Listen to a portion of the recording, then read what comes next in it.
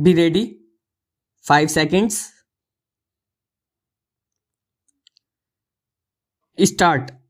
India has explained its decision to abstain at last week's vote at the UN General Assembly for a ceasefire in the Israel-Palestine conflict as its way of protesting the omission of any explicit condemnation of the heinous October 7 terror attack by Hamas militants on Israel.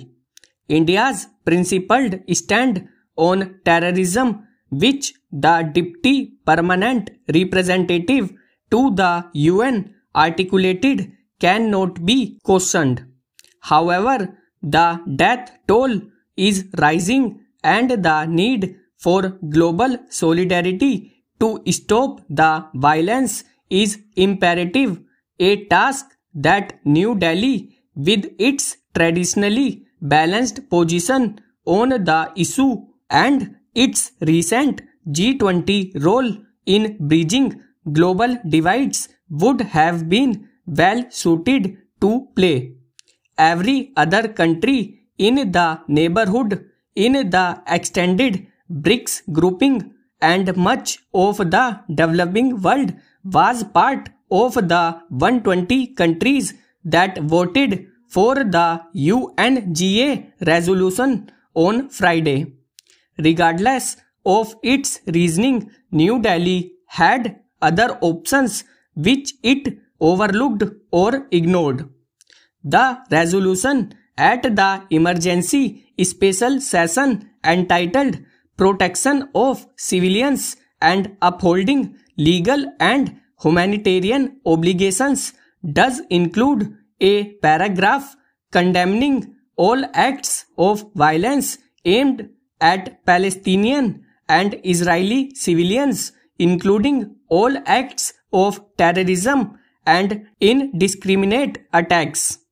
India could have played a prominent diplomatic role with countries proposing the resolution to ensure clearer mention of the October 7 attacks, including during Prime Minister Narendra Modi's recent conversation with Jordan's King Abdullah bin al-Hussein about the conflict.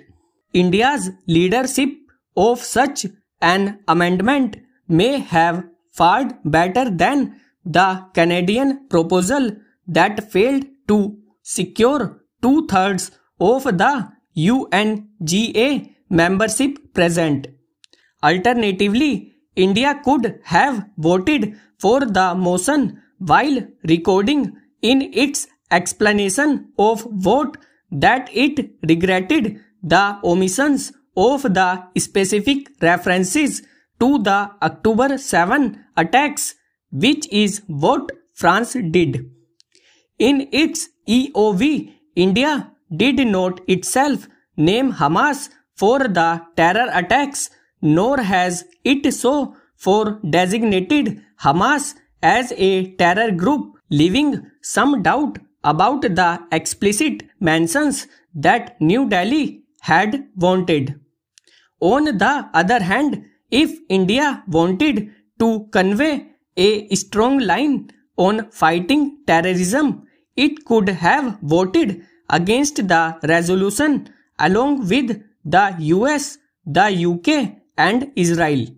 India's abstention indicates a shift in the Modi government's stand, seeking a safe position rather than taking a stand on the violence in Israel and Palestine. This is a departure from India's UNGA vote in 2018 that called for Israel to cease excessive force in retaliatory strikes on Gaza at the time, and is more in line with its decision to abstain on votes at the UN in 2021 on resolutions critical of Russia's war in Ukraine. the government lost an opportunity to make India's voice heard in the growing geopolitical conflict.